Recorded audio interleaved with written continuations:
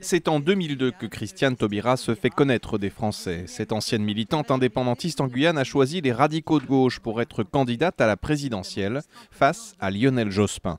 Le candidat socialiste ne lui pardonnera jamais, estimant que Christiane Taubira a causé son échec. Ministre de la Justice en 2012, elle fera régulièrement parler d'elle pendant 3 ans et demi pour son ancrage ferme à gauche, incarnant notamment un combat symbolique, la légalisation du mariage pour les couples de même sexe.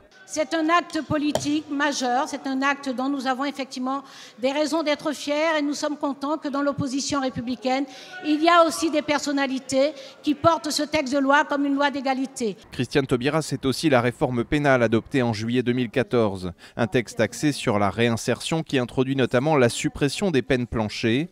La garde des Sceaux est accusée de laxisme par l'opposition. Ce texte marquera un tournant, mais un tournant particulièrement dangereux pour la sécurité quotidienne des Français. Ses convictions de gauche, Christiane Taubira les affiche aussi en rendant hommage au dessinateur de Charlie Hebdo Tinius le jour de ses obsèques.